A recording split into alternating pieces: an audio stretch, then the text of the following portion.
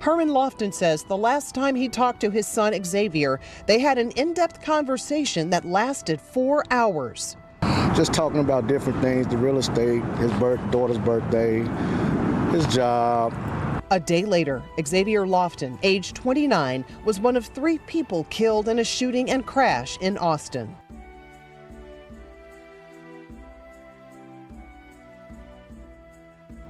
Never in a million years I would have thought that I'd be burying my son. It happened Friday night. Chicago police say 2 people were driving on South Cicero Avenue when someone in a beige SUV began firing in the direction of the southbound car.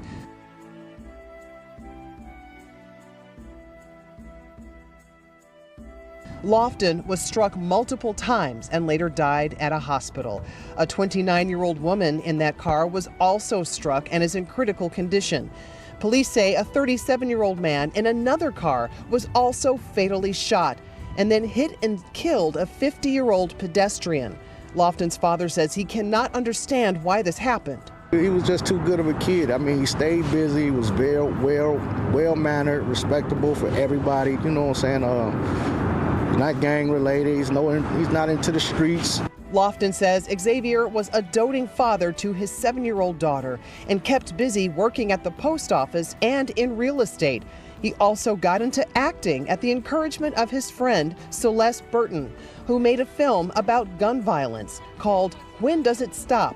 He had a starring role. All we wanted to do was just put some type of impact on the younger generation to put the guns down. And then this happened.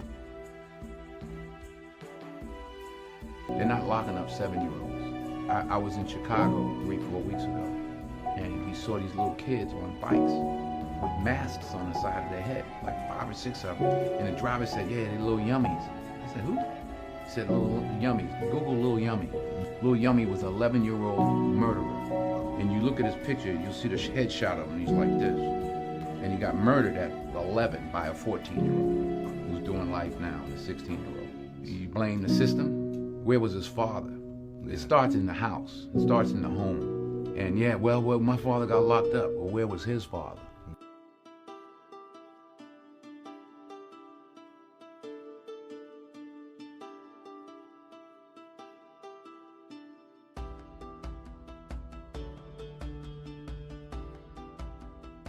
Herman Lofton says the last time he talked to his son Xavier, they had an in-depth conversation that lasted 4 hours. 4 hours. Just talking about different things, the real estate, his daughter's birthday, his job. So let me get this straight. Rappers can get hundreds of millions of views disrespecting women and telling black men to go out here and murder each other. And when they die, it's RIP or rest in heaven.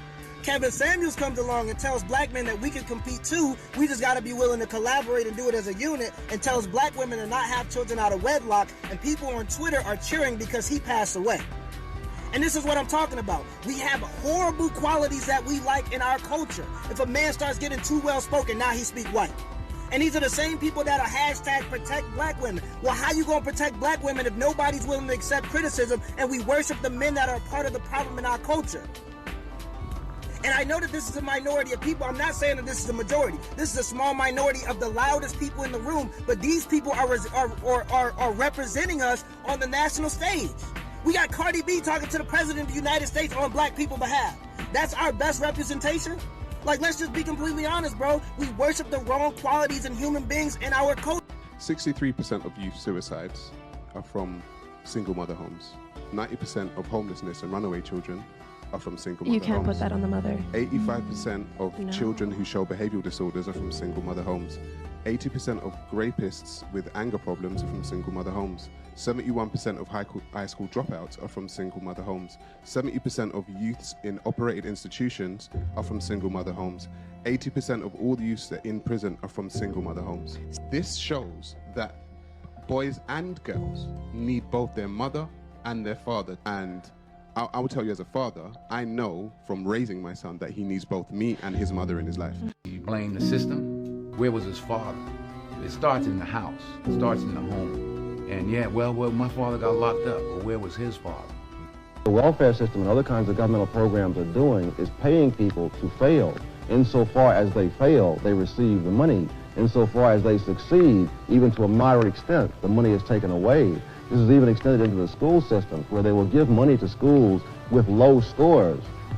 Insofar as the school improves its education, the money is taken away, so that you are subsidizing people to fail in their own private lives and become more dependent upon the handout. Why in many of these black communities that they're struggling so much? I was looking at statistics in Chicago, and kids are at second grade level reading. And they're not trying to help them, they just pass them. They want affirmative action. You can get into school, we don't worry about fixing the reason why you can't make it to school in a normal sense, why you can't make it to college. We don't want to build your education, build your schools, make you a better person, make you more competitive. We don't want to do that. We just want to give you a handout to keep you happy. Oh, we're gonna elect a Supreme Court justice because she black. Oh, because y'all ain't qualified enough. So let us sprinkle some crumbs on you. We'll give you Supreme Court justice because you can't compete on your own merit. That's what I feel. Forget who's in office. When somebody says, oh, I'm gonna select a person because they black, that make me feel like you think we ain't good enough. People, because they say, oh, there you go with a pull yourself up by the bootstraps thing, and you know, you're just being respectable. Not everybody can do that. Well, everybody can. Everybody doesn't. Courage is the key to life itself. There are a lot of people who are born in situations where they say, well, I'll never get out of this. So they won't. I say to people who say, well, I would like to have done so and so and so. So, well, you could have done it. So, well, I couldn't get out of here. Man, the bus runs every day. You're exactly right. It's hard to, when you say that to some people. I'm going to take a different tack from beginning. We are at this point, this is not about black and white, rich and poor, blue collar, white collar. We're fighting for the heart and soul of our nation.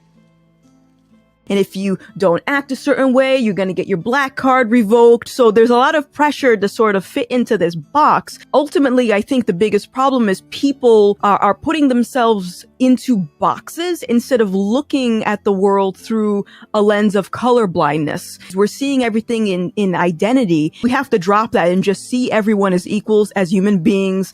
How are we going to get rid of racism? Stop talking about it. I'm going to stop calling you a white man. Yeah. And I'm going to ask you to stop calling me a black man. I know you as Mike Wallace. You know me as Morgan Freeman. I am a believer in God, so I look at the world through we are all the same under God. I don't care what your skin tone is. Stop subscribing to this. This is my tribe. This is my group. Yuck. We're all tribal in nature and we want to belong somewhere. But I wish people would recognize that belonging doesn't have to be based on skin color.